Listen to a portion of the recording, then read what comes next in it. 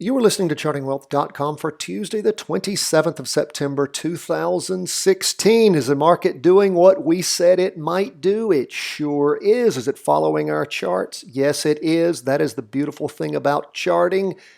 It is your roadmap to riches if you can figure this out and do it consistently. And that is what we try our best to teach you. Let's talk about what's occurring. We saw the market, the total market, as represented by IYY, an exchange traded fund that tracks the whole stock market, rotate over going down back on the 24th, well, actually the 22nd or so of August. Then the market slid sideways, going down some, popped up a little bit. Huge down moves on the 9th and 13th on the two-day candles in September. Then the market started to recover, and we recall, of course, the Fed meeting that bumped the market back up toward the middle to end of last week, starting on Wednesday, bumped it up even on Friday. And then what started happening? Well, as we delved into the shorter chart, we saw something occurring. We saw that on Friday, the market actually leveled out and went down. Now, that in and of itself doesn't tell us everything, but when we look at the fact that even those up moves never brought a crossover going up on our MACD, our moving average convergence divergence indicator that we see at the bottom of our charts, that is our big indicator. Again, we believe in keeping it simple and straightforward, because you make things complicated with trading, you confuse yourself, you never do anything. We want simple charts that work. That is what we always strive for. When they don't work, we change them or we don't use them. The charting techniques that we're using now have been working for many, many months now, going on a couple of years. We'll continue to use them as they work, and they are working. What do we see going on? Well, we saw that the market, even though it had a bump up over a few candles, it never crossed over going up. So it was still in a confirmed down move, both on the weekly, as shown by our weekly trend line in yellow, and the two-day chart in blue. Even though it was violated, the two-day chart, and even though the weekly, we never had a crossover on the MACD. So what does that mean? Well, that means that what goes up will come down, and it did. It came down substantially on Monday. The whole market down 1.29%. In other words, it was a fake out after that Fed call. After the Fed meeting, the market was exuberant and bumped up. But as we talked about, there was nothing to hold the market up, so it popped back down. Hopefully, you were standing by to jump into that. I know that several of you, again, we are not a stock calling service. We are an education firm. When we talk about you getting into the market, we're talking about you getting into a virtual trade. And I know that several of you got into virtual trades on Friday afternoon after seeing the market bump up and then fizzle out. Those of you who didn't, I got emails this morning from folks who were jumping in as the market started to move down. It hasn't yet crossed over, so the safest move hasn't occurred yet, but it's getting very close to doing that. Those of you who jumped in early did quite well already. You're already up about $1.20 if you look at just how much it went down. Now, those of you who are saying, wait a minute, how do you make money when the market goes down? Inverse funds. If you haven't listened to our trading training on inverse funds, how to make money when markets crash, you need to. So that is where we are. Now, that's sort of a microcosm looking at the total market. When we go back to our two-day chart and we delve into the S&P 500, it wasn't down as much as the whole market. It was down 0.82%, not 1.29% as the whole market was, still down. The S&P 500, of course, never crossed over going up, even with all the exuberance.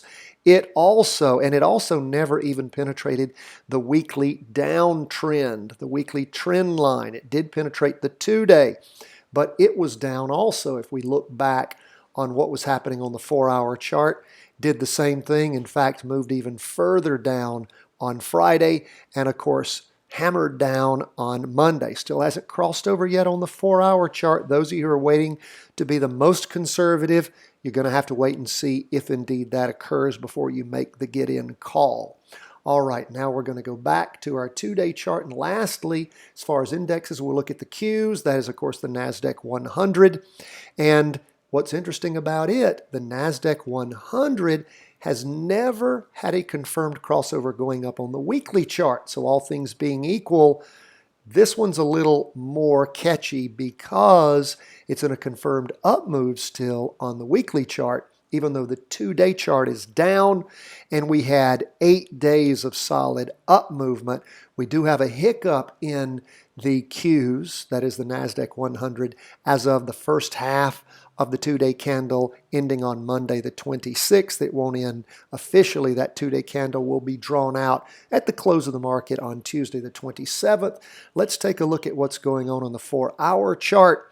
It, of course, did peter out also on Friday and dropped down and has crossed over going down. So those of you who are using the charting techniques that we teach conservatively, that crossover has now occurred.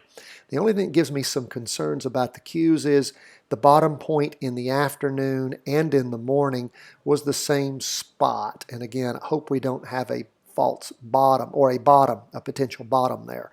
So anyway, we'll just continue to watch, though we did have enough power.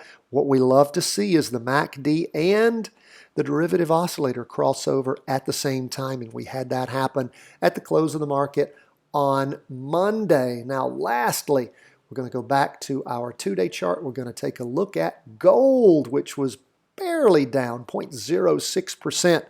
We have 3 up candles for the last, well, it's actually 5 days because the market has not closed out the 2-day candle that started drawing on Monday the 26th.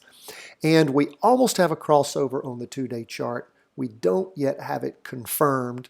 So we don't have a confirmed crossover going up yet, but it's getting pretty close. Now let's take a look at the 4-hour chart and see how that's treating us. 4-hour chart has not yet crossed over going down. It crossed over going up back on the morning of September the 21st, but we do not have a confirmed crossover going down yet. Looks like the market could be getting a little bit long in the tooth as far as this 4-hour chart goes. We continue to see it slide sideways. Those of you who are using the 4-hour chart in gold as your trading chart, just continue to watch that 4-hour chart. We have nothing to call here yet on gold. That is where we are as we close the market at the end of the day, first day of the week on Monday. If you've not already listened to our weekly review and forecast, why have you not? It's available on the website. Please make sure to listen to it. You can also find it at YouTube. If you want to help us out, we'd love to have your help. What do we ask from you? We're not asking for money. We're simply asking you to go to iTunes, subscribe to our podcast, give us a 5-star rating, say something nice about us. We have 2 podcasts there, actually. We have the audio for the daily, and we have the weekly on video. You can also go to our website, sign up for our newsletter. What do you get with that? Well, you get this daily broadcast in video. You'll also get our How to Read a Stock Chart video link. You'll get our daily worksheet, and you'll get our charting layout all for free. Does it get any better than that? Only last thing we ask for, go to YouTube, subscribe to our channel. Again, we appreciate your help with the metrics. You've hit us up as high as number 6 in the world for stock market podcast, and we appreciate that. We want to keep going and go even higher. Thank you so much. Let us hear from you at chartingwealth.com. God bless. Practice every day, 10 minutes. That's all we ask. And before you know it, you will start being able to read these charts and becoming a market master. That's what we want to do, my friends. Take